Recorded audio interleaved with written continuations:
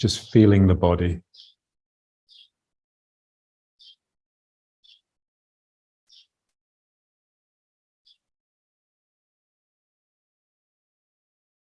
So we have these three centers: belly, heart, and head. So we've been working on the figure of 8, which is 2 pieces.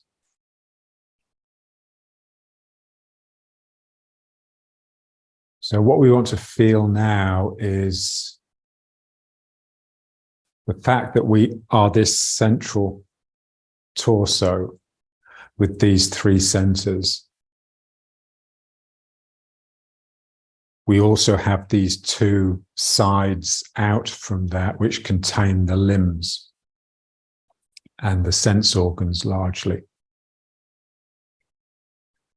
So my Dan Chen, or you can think of your sacrum, which is hanging heavily down, is served by these 2 legs, and my heart by 2 arms, and the head center by the ears, the eyes, the nostrils.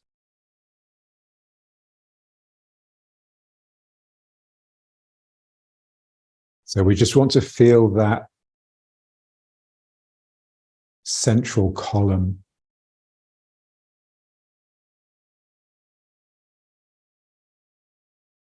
that has these 2 sort of lieutenants either side.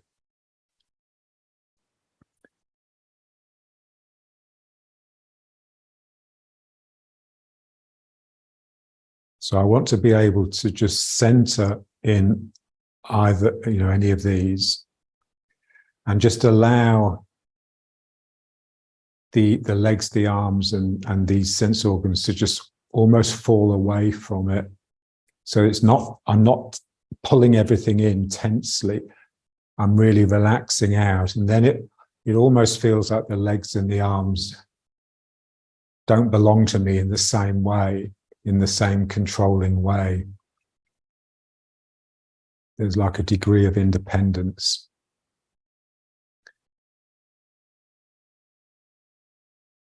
So it's just relaxation, really.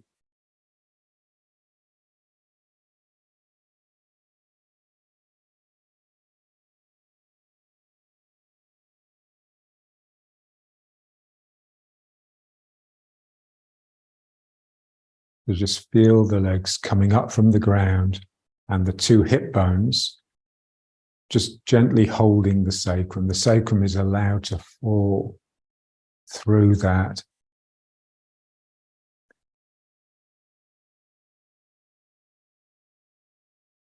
So my sacrum is just this heavy, like the plum on the end of the plumb line. It's just this heavy, inert object that's hanging down. But my 2 legs are having to they're doing little adjustments all the time just to keep this comfortable, keep this just hanging quietly. So I just want to feel the real difference between my own inner stillness and the immense activity that's actually inside the body that maintains that equilibrium.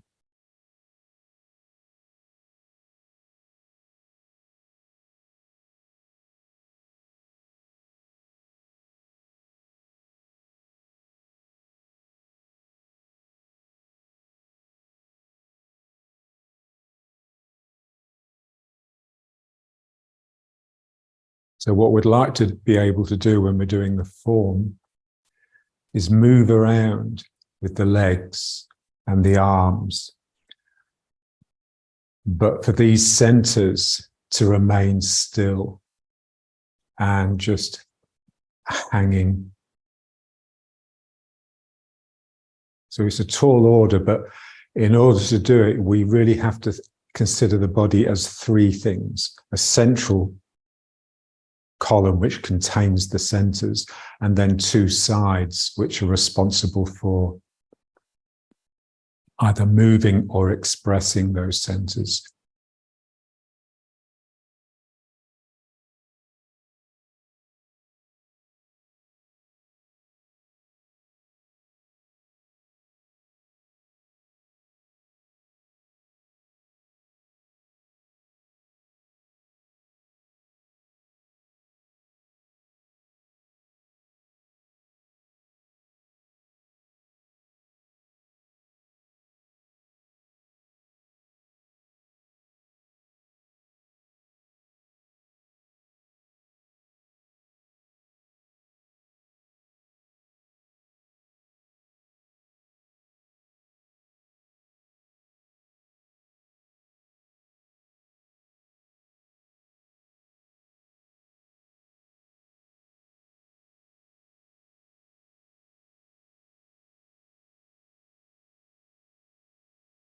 Okay, now let's just turn. Now we'll get the figure of 8 going. So trying not to move from side to side, just turning and just seeing these 2 loops.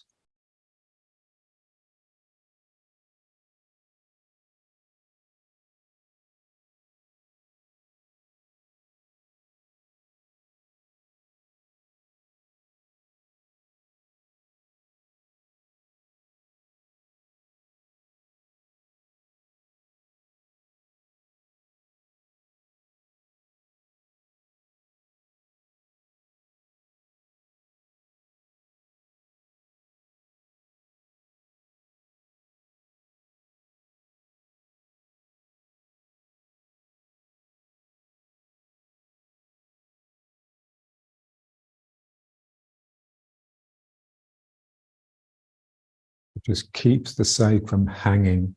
And remember, when it hangs freely, there'll be always a sense of it drifting forwards. So the figure of 8 tends to pull it back. And so we have to just concentrate on it pulling forwards to balance that.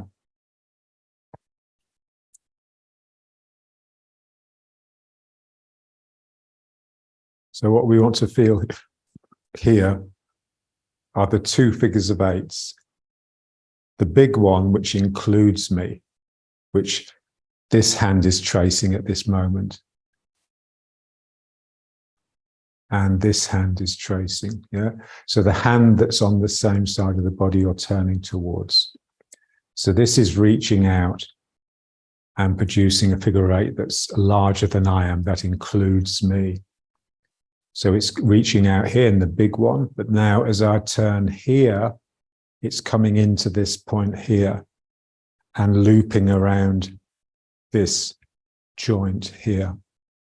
And so in one sense, there's a big figure of 8 like this. And in another sense, there's a tight one that's actually inside my body. So the big one contains me and I contain the little one. So what we want to feel is this is the little one, really. We just want to make sure that that's there. And it's not real.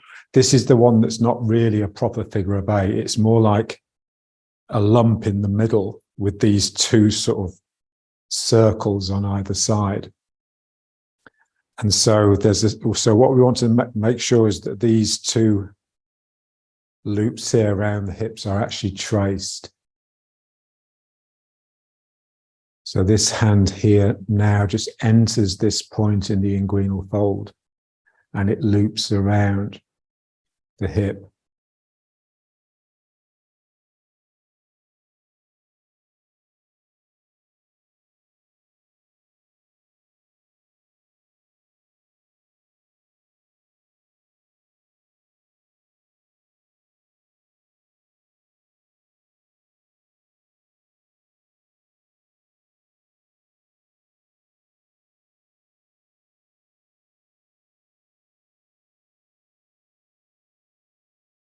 Yeah, so you can visualize it in lots of different ways. Yeah. So this bottom one here, you can also feel it as the loop that goes around the leg, down the back of the leg and up the front.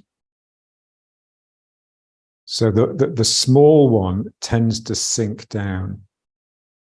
It's like it's being sucked into the earth and it's sort of converging as it goes down. And the big one is sort of light and lifting and diverging outwards.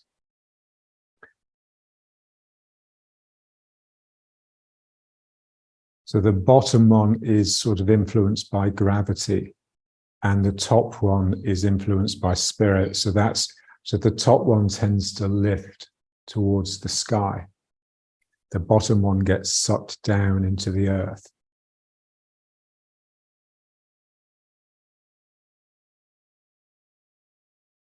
So the bottom one is very much of my body.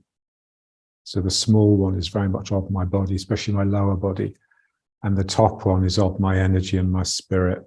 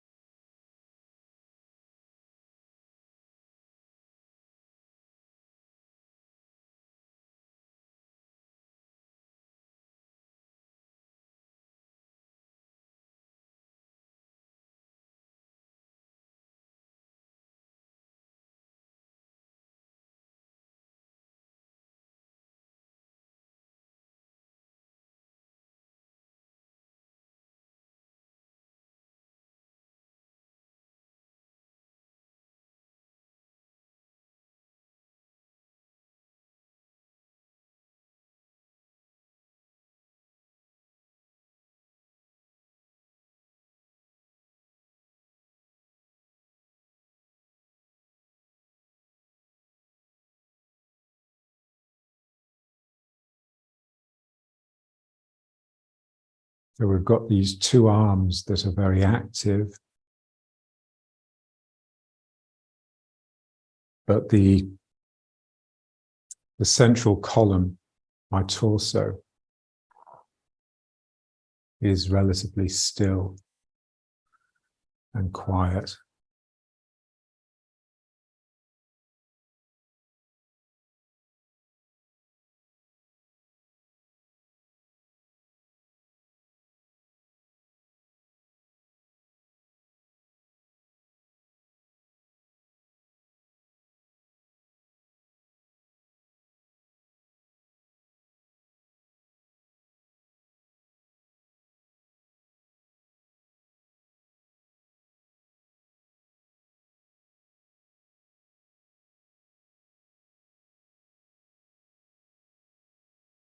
So it's basically waving hands in the clouds.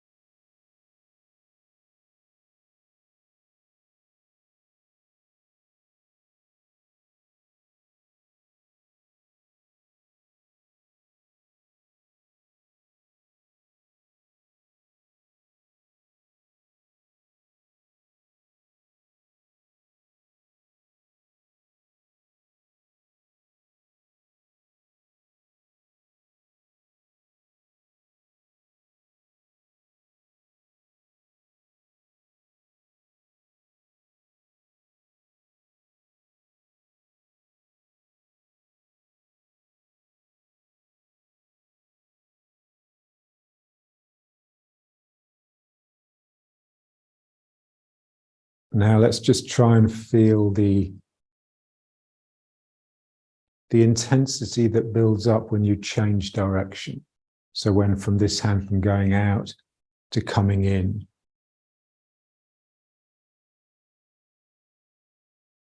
You know, you have to work quite hard to slow yourself down and change your direction. So we just want to feel that in the mind, the quality of the mind that enables that to happen.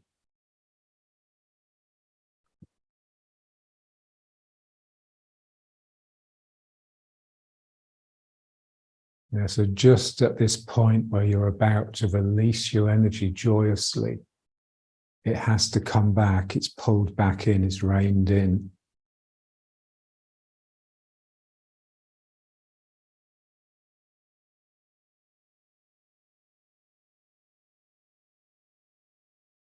And then we want to feel the other point of intensity, which is where the figure of 8 passes from hand to hand. So this is bringing it in, it passes it to this hand, and then that hand continues it. Yeah, so the figure of 8 isn't actually continuous physically. It passes from side to side. So again, we just want to feel that, this sort of magical space here between the two hands, where the energy has to sort of leap across.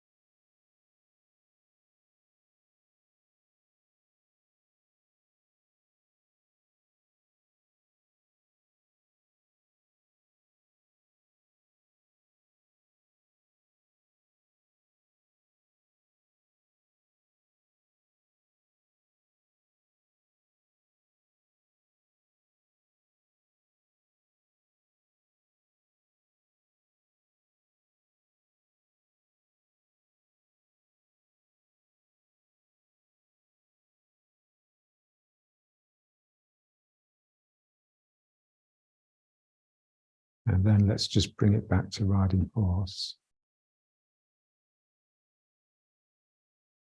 Retrieve the space between the legs, because when we turn a lot, the knees tend to come in a bit.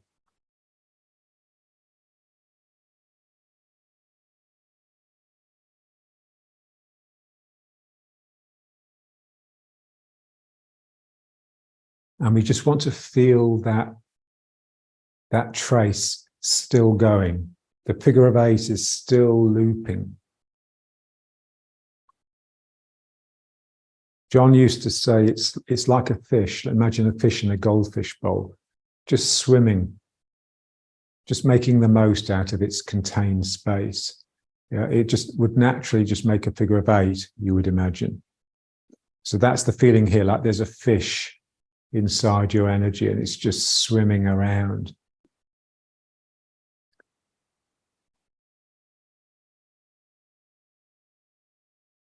So that's just there naturally. That should be there all the time. This sense that you're swimming a little bit. You're a little bit woozy, a little bit intoxicated. And that's what we tend to freeze out so that we can start talking to ourselves, so that we can replace reality with our own world. So if you have this fluid movement, it's just like a liquid just sloshing around in a container energy, then words just won't come in. They just won't, they won't find any sort of anchor hold.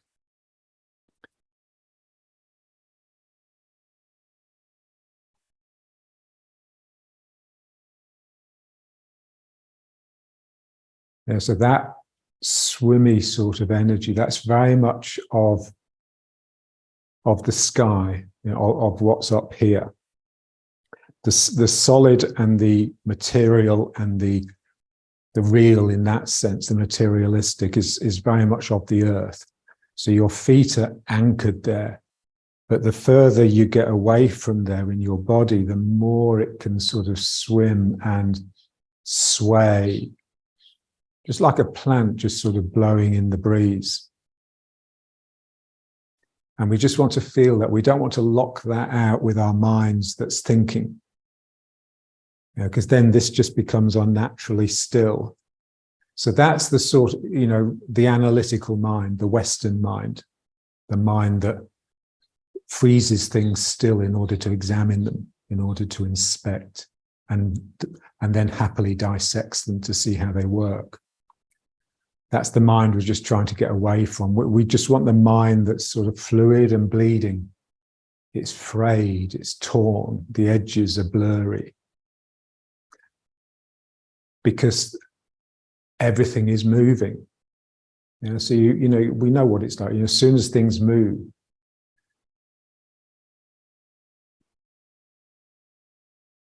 it's a different world. And when things are moving within the space, it's very, very, you can't, if you stop the movement, you kill it. But in order to really examine it, you have to stop the movement. And so this is energy, really. Energy is the sort of the bleeding of the thing into time. In other words, how is it moving? And so even things that aren't moving, things that seem to be stationary, they're still bleeding into time, obviously, because time is taking them. So they have a past that's surging through them into their future. So there's that sense of movement. So this is what John was really interested in. How time flows.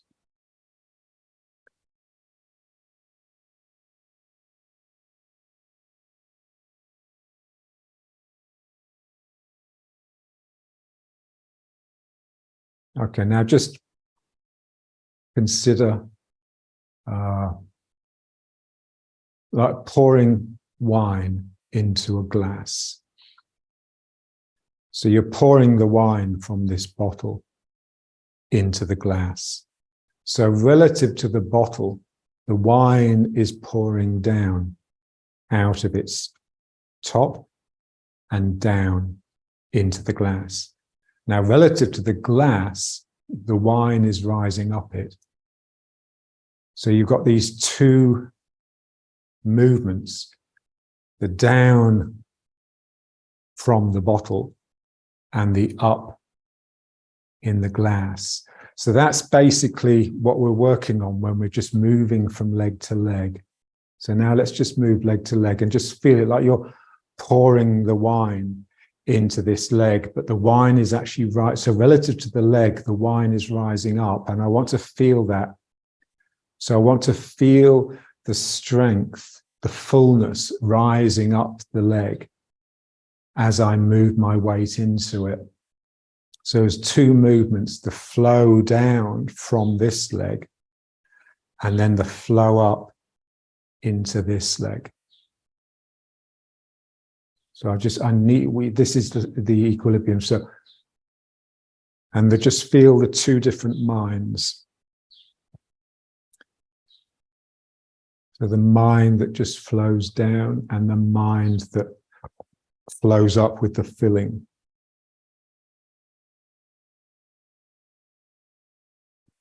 So one leg is emptying and one leg is filling, and they're not the same thing. They produce, they both produce together, they produce weight transfer, but the two things have very different energies. So I'm flowing here and this is rising up. So the important thing is to be able to feel the rising. Because what I'd like is to just continue pouring until that rising has reached all the way to the top of my head. So remember when I asked John where he felt his root, and I was expecting him to point to his bubbling well or something, and he just tapped the top of his head. Because when you fill the leg fills all the way to the top. So this is the feeling with John. The feeling is that he was in the ground. He wasn't on the ground, he was in it. And it came all the way to the top of his head. So I'm sinking down and this is rising. So again, it's just the figure of 8. It's the same exercise, but we're just looking at it very differently now, in this sense of emptying one leg and filling the other.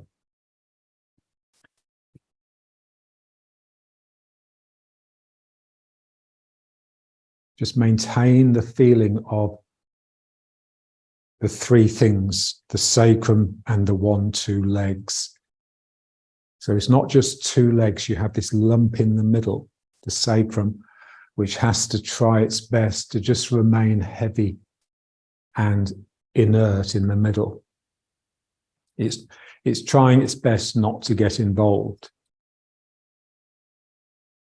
And the two legs are just trying their best to manage this operation without disturbing the sacrum too much.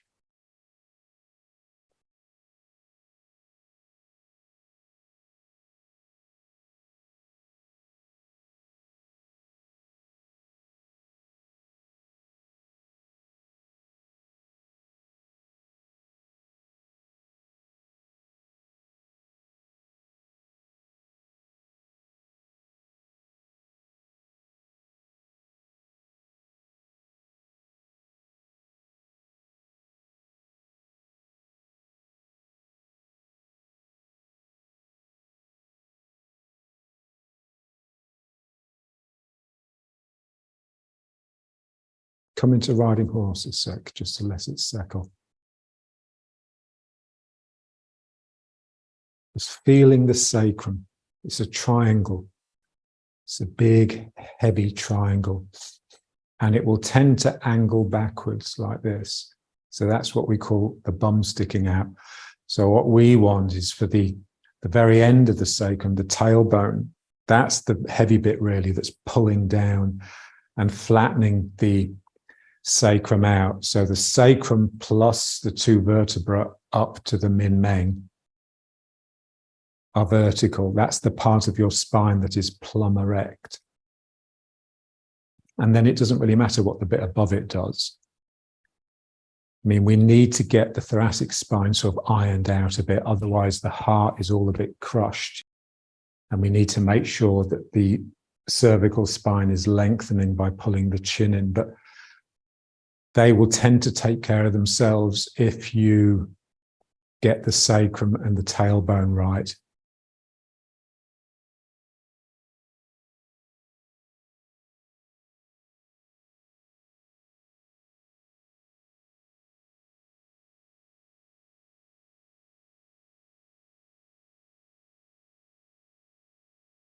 It's a very, very different way of just being in the world. We're so used to constructing our world from our head all the time. And so we tend to keep this sort of unnaturally still. So now what we're wanting is for this to be the part that's still and stable, and for my head to really be able to sway, for it to release the desire to control, basically.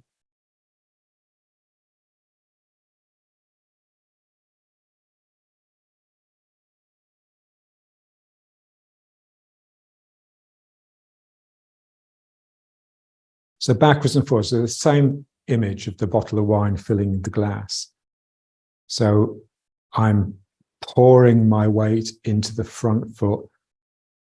The front leg is filling with my weight. And now I just want to try and get it to come up and pass into the opposite side of the body. So now I'm filling the back leg, so the filling is rising up. And I want it to really to come up into this hand.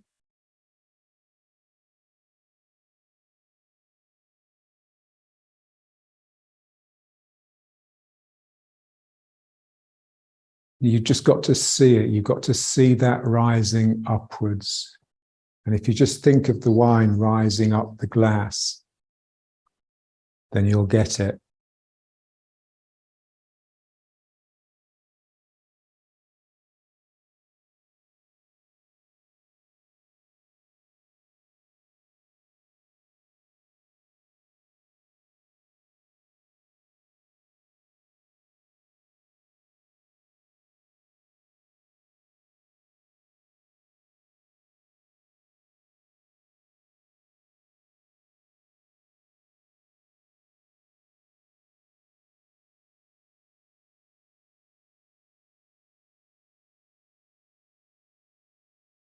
We set something up and then we just really look at it.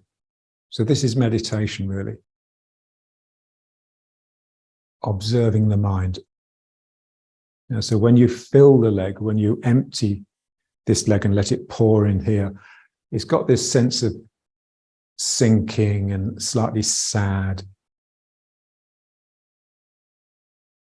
Just sort of releasing and just letting gravity just sort of take over. And then the rising has got a very different feel. It's optimistic and it's joyous. It's what Heidegger called the joyous. So I sink into the leg and something comes up. So I just have to be able to have both of those moods in operation at the same time. And it's possible because one of the moods, the mood of sinking, is in your body.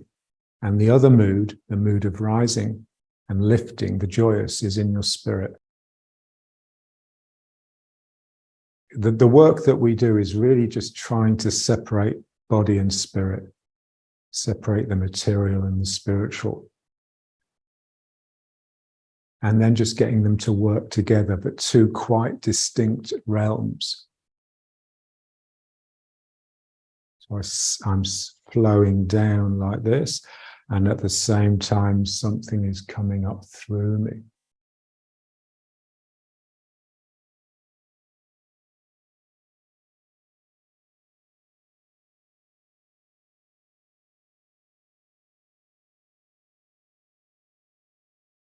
Keep that separation between the legs and the sacrum.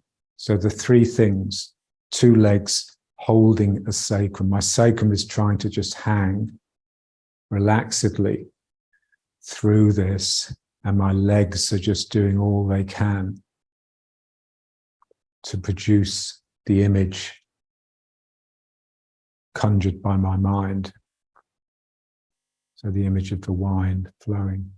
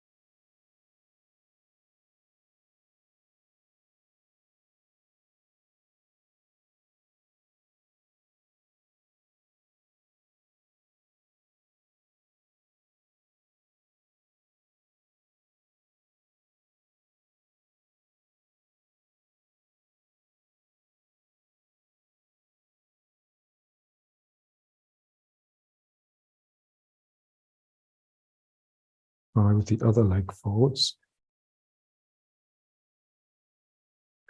So first just going backwards and forwards and just feeling as I fill the leg, the wine comes up the leg. So I'm pouring into this foot and it's filling from the bottom upwards.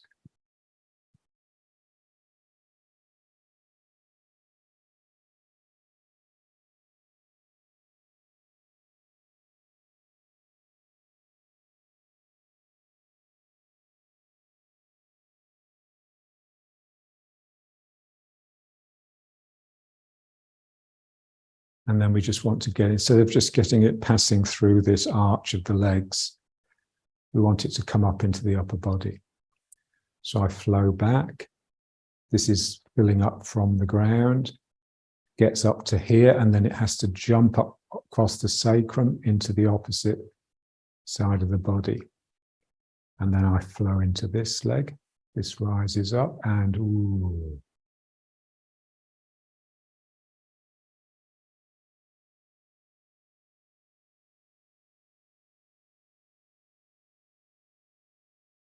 Feel the quality of the mind that you need to produce to encourage this to happen. It's the same as if you were trying to encourage someone else, especially like a child, to do something it was finding difficult. You'd be saying, go on, you're doing well, go on, you've almost got it, You just got to, this is what dancers are good at. They're good at sort of talking to themselves like they're a little child. Because dancers have to do physically impossible or very difficult things. So they have to find out little strategies and techniques to facilitate it. So something comes, ooh, and it's just this sort of, what sort of wriggly shape does the energy take?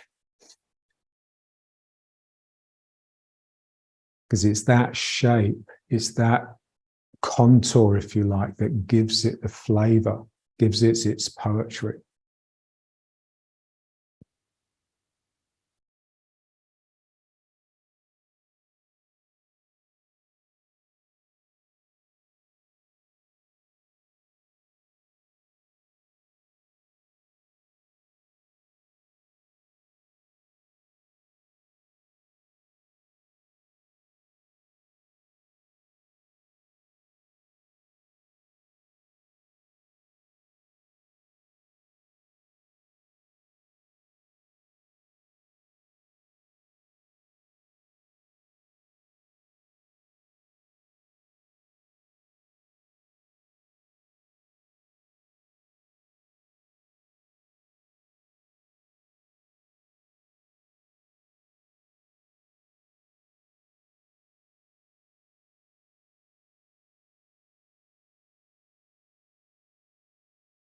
Okay, so now let's just bring it back to riding horse.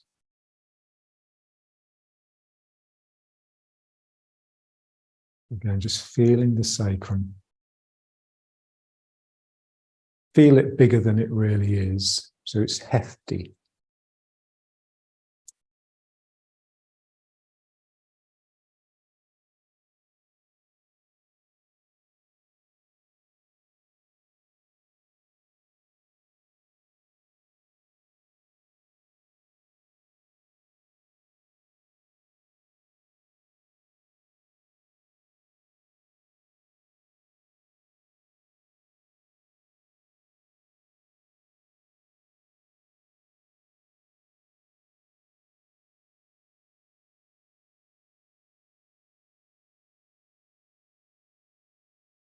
And now we just want to feel the gravity, so the earth pulling you, and the levity,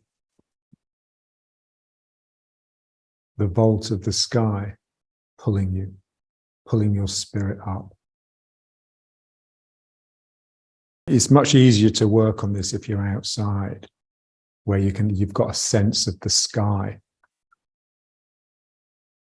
So I really think, one of the reasons we just get it so terribly wrong is partly because we've just lost the sky. We don't really have a sense of the sky. We don't feel it operating upon us. We've lost the stars, certainly.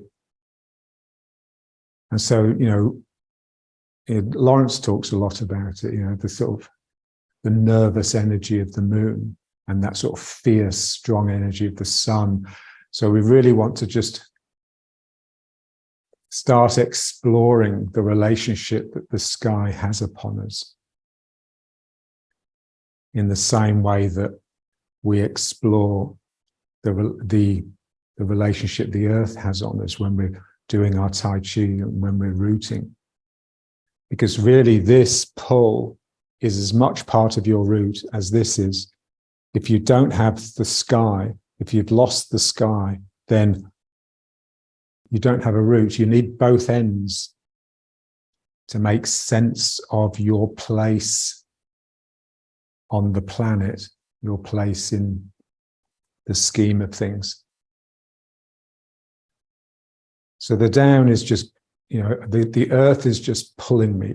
And you can feel that especially as like the skeleton. So especially the sacrum. The sacrum is like the sacred bone, the big bone, the bone that all the others relate to.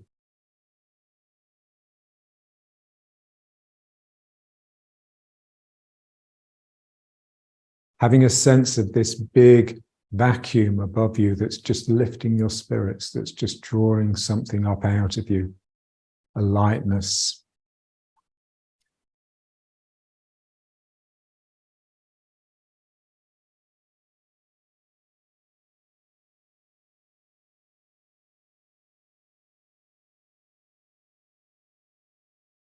And just consider just how small the earth is compared to the space that contains it, compared to space. And that's, the difference between the pull down and the reaching out, because this is very much pulling you towards a point. And this is very much getting your energy to just sort of disperse and evaporate almost.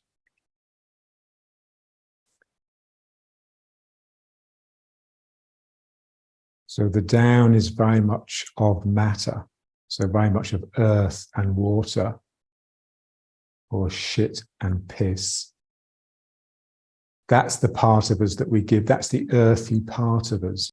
It's the part that we give to the earth. John told me that when he was in Taiwan, he said the city stank of garbage. And when you get out of the city, everywhere stinks of shit, because they just put the shit back onto the land to fertilize it. So that's what's meant to happen. That's our gift, if you like, our gift to the earth. So that's the belly, the bowel, the gut, the bladder that's just ready to empty into the earth. And then this is just, it's just drawing like a really fine, light energy out of you. So those would be the elements of water, of air and fire. And you can just imagine that you've just come out of the shower. You're standing there naked. The water's dripping down you, and the steam is rising off you. And you just stand until you're dry.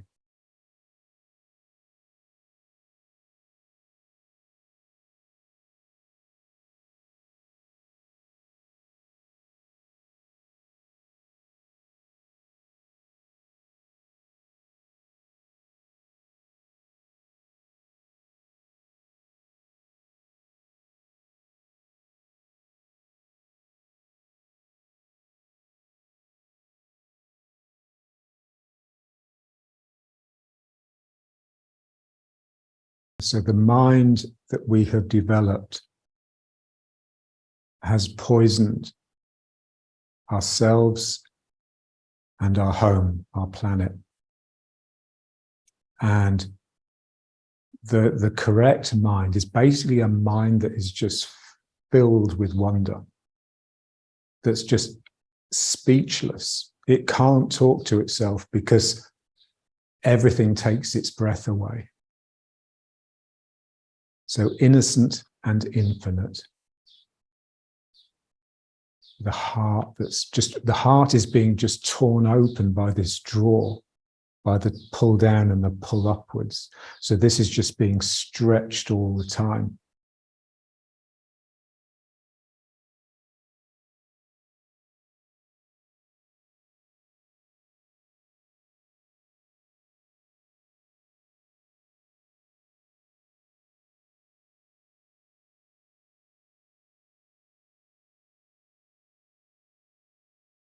And just notice that as soon as the words come in, as soon as you start masturbating, there's a feeling of dropping, of falling. Depression. With words come depression. So this is this lifting.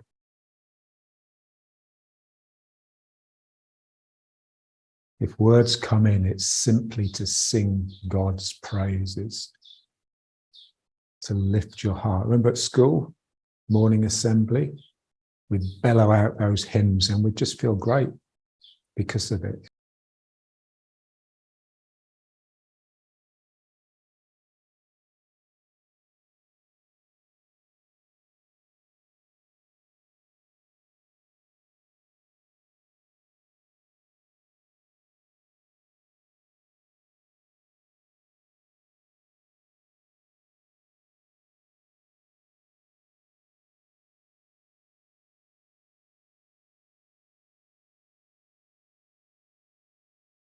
Okay, now let's just squat.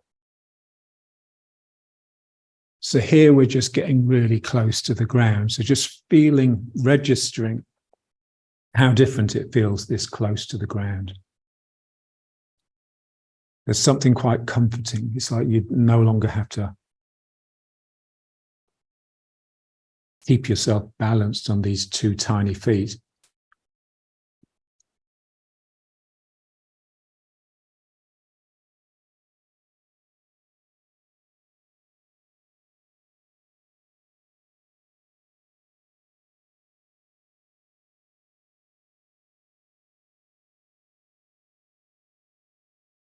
To feel the sacrum bigger than it really is. Feel the dantian naturally pulling towards the sacrum, especially when we're down here.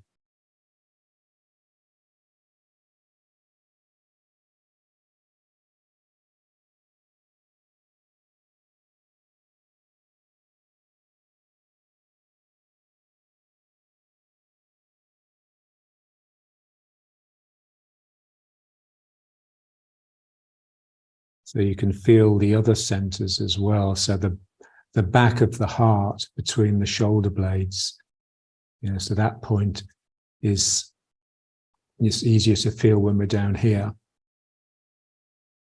And the back of the skull, the occiput.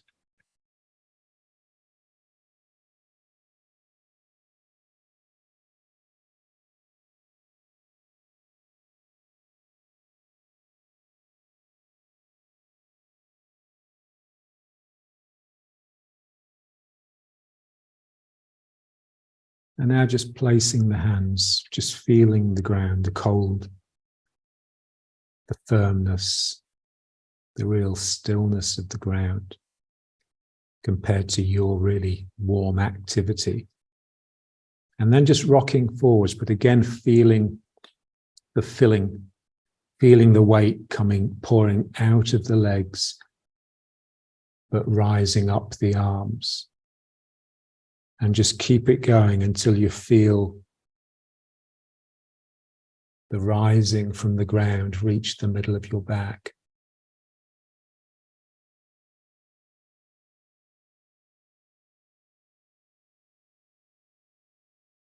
And then when you push back, try and feel the same thing in the legs. It's more difficult with the legs because they're so used to just having our weight all the time. So as I come back into the legs, I want to feel the weight pouring into them, but coming up the legs. So the legs are slowly filling with that supporting strength.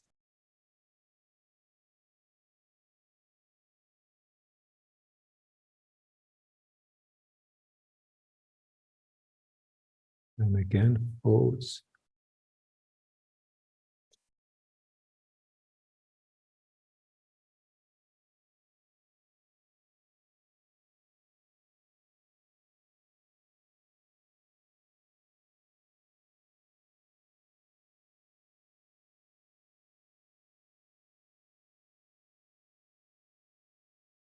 And then just rocking back.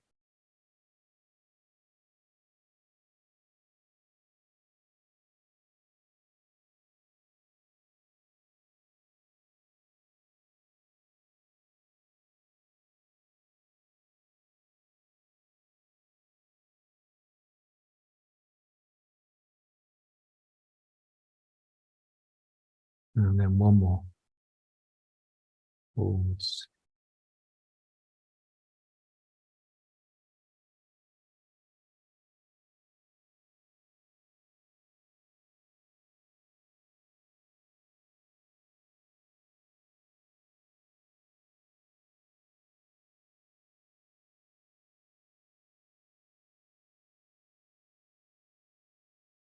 And back.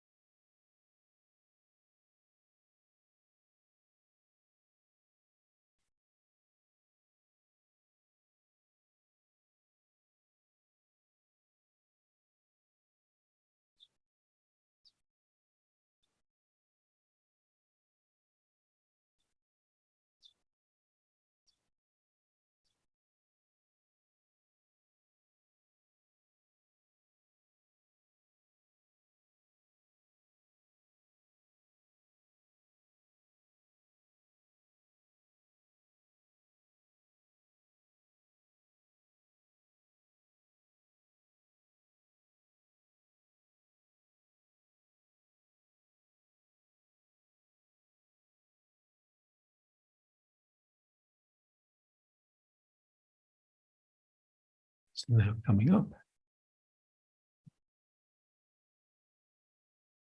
And now let's just step. So stepping with the toes, because what I want to do is pull myself into the leg and then push myself out of the same leg. So I'm going to step forwards with my left foot. I'm going to pull myself by tightening the hamstring here. Pull myself with the leg into it. Then the heel goes down and I bounce back out of the heel.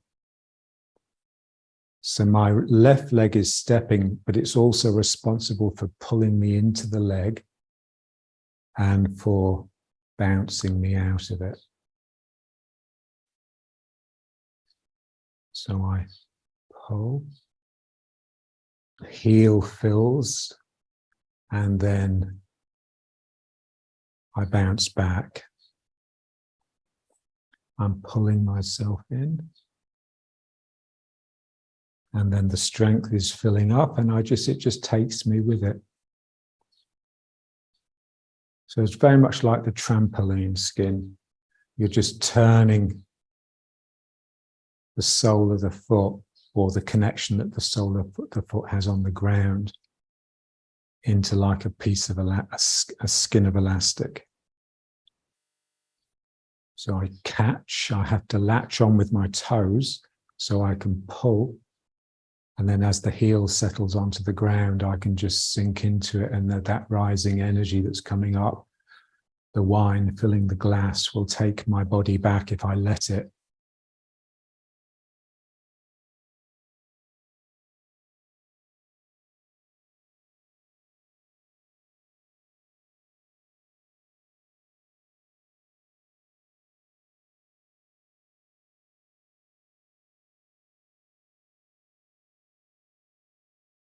yielding, sinking actively into the leg, and then just bouncing out of it. So that's the attack.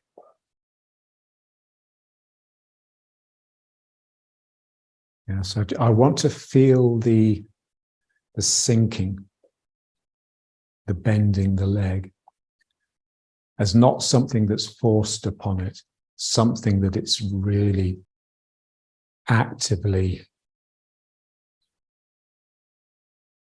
wants. It really desires that, the ground. You know, so here it's my leg is really trying to pull me down towards the ground. And then just the natural fabric of the leg bounces me back. I can't get any further than a certain distance because of the structure of the leg, and then I'm just bounced back. So it's this bit here, that's almost like a hunger. You're hungry for the ground.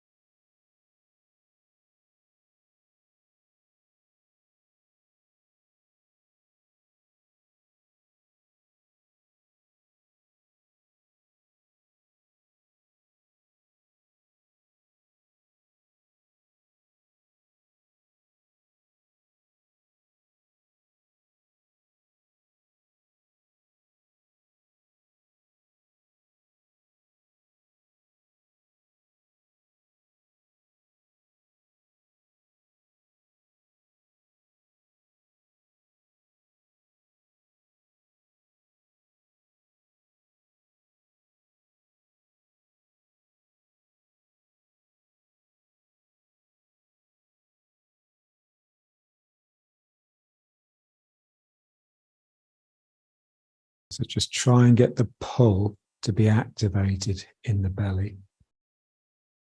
It's the belly pulling in that starts it. So the belly and the hamstring activate.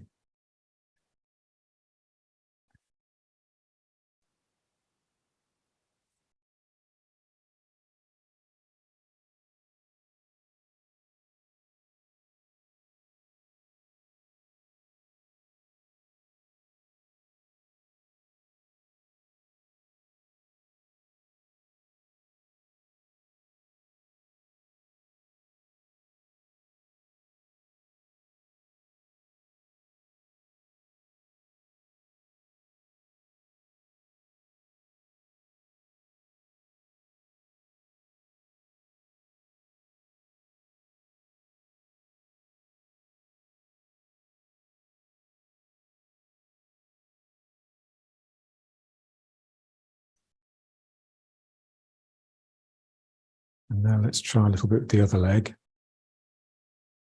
Toes first, grabbing the ground, pulling yourself into the heel, which then springs you back.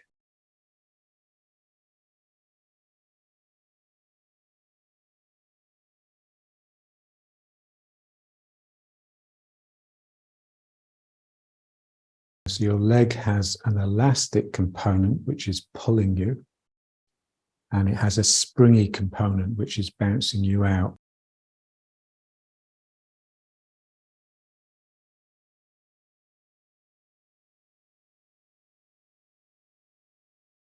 And the bit we tend to have lost is the elastic bit. So that's the bit we need to concentrate on. So really tightening here in my belly in order to pull myself into the leg.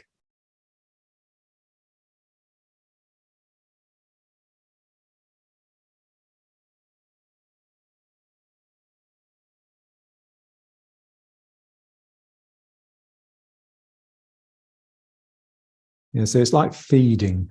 When you're eating, you're at the table and you're reaching out and you're taking things in, reaching out and consuming. So it's the same thing here. I'm reaching out with the leg, and then it's as though I want to bring that piece of ground underneath the front of my foot up into my belly.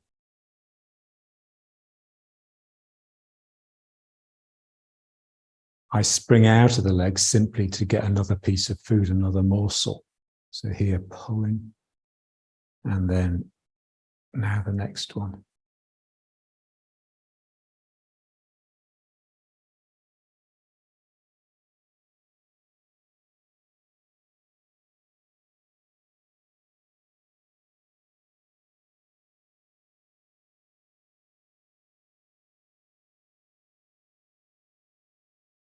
All the time, the sacrum is just heavy.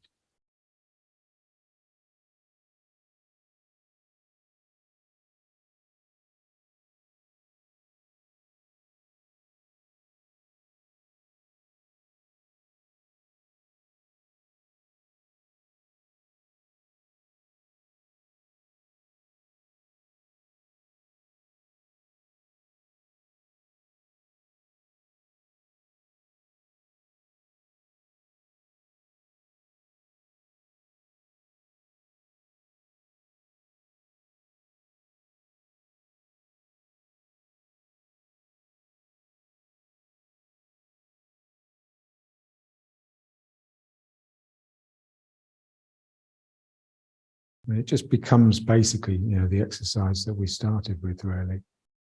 So as I'm filling this heel, I can feel the energy coming up and into this arm, or I can just let it bounce me out.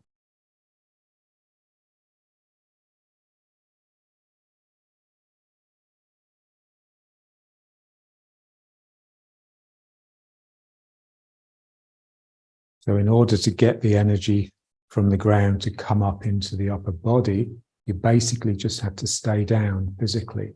So if I don't let myself bounce back, the energy will just come up into the upper body.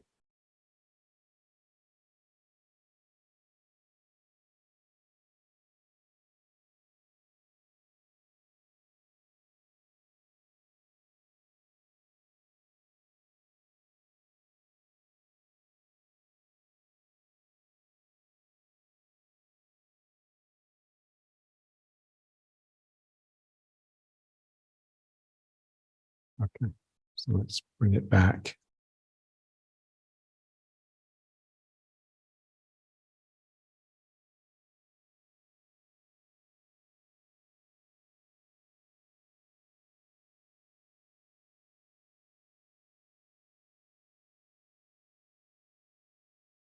Heavy sacrum.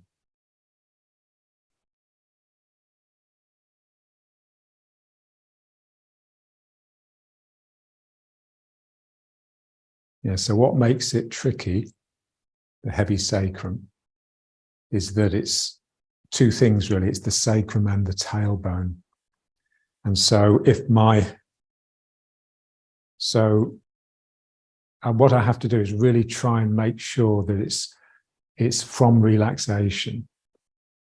So what I'm wanting is for the sacrum here to flatten out. So normally it's angled like this. So it's sort of pointing back like this. I just want it to feel heavy, especially the end of it, this coccyx end, so that it can just drop down like this. But the tailbone, which tends to be curled up like this, I want that to lengthen out the other way. So it's like my sacrum has to come under like this, but my tail, I want it to reach back like that. So they're two different relaxations, really. So the relaxation that allows my sacrum to flatten out is really around the sacroiliacs here. So where the hip bones are joining, my pelvis is joining my sacrum. But the tailbone lengthening, that's much more like in the perineum, in the anus. So it's like you have to relax there as well to allow your tail to sort of hook back a little bit.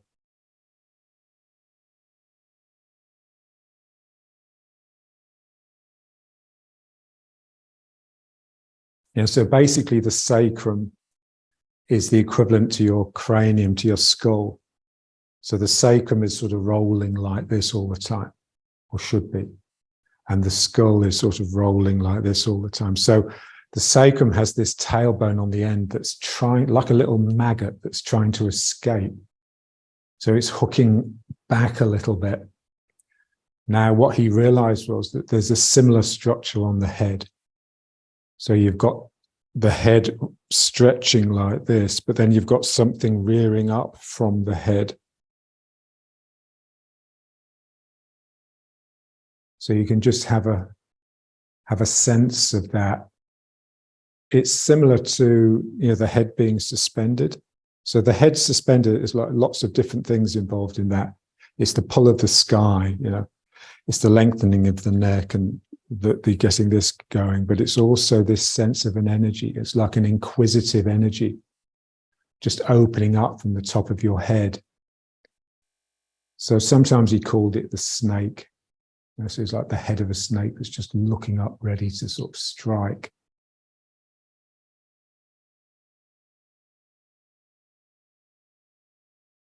When we used to work on it, he used to tell us just to feel its tongue, the forked tongue that sort of is licking out.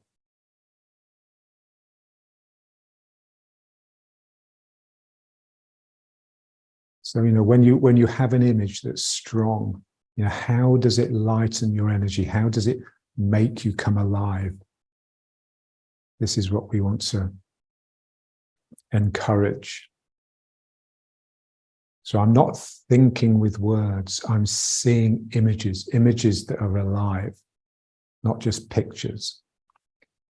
So I see the thing and I become it.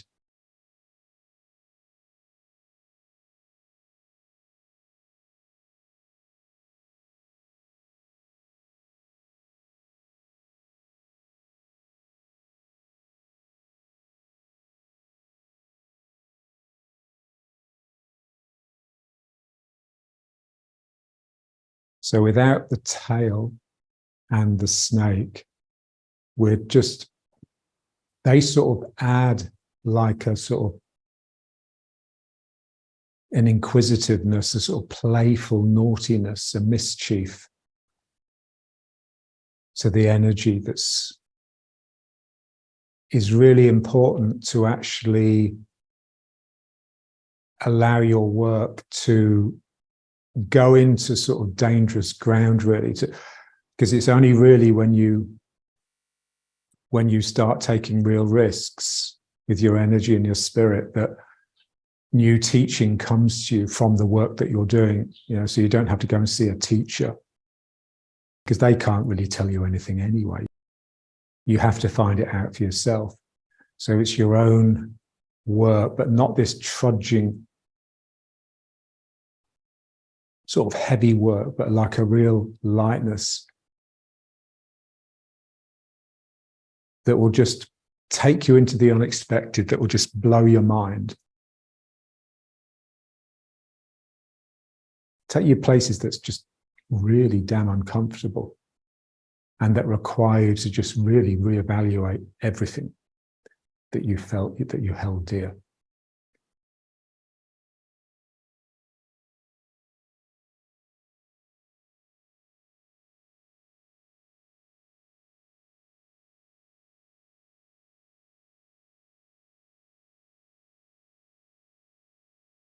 Let's just bring it up. So again, just feeling the dantian. And then I want to be able to just draw the dantian in. So it's the sense that I'm tightening across here, but also a sense that I'm pulling up the lower diaphragm. So for a man, I'm trying to suck my balls up, but also that I'm trying to pull the lower diaphragm down. So we breathe in and just pull that diaphragm down. So everything is contracting here. So it pulls in and up and down at the same time. And that enables me to come up. And then I just slowly relax that and let my legs lengthen without my sacrum wanting to angle back. So I still have to have this feeling that my sacrum is digging down into my heels.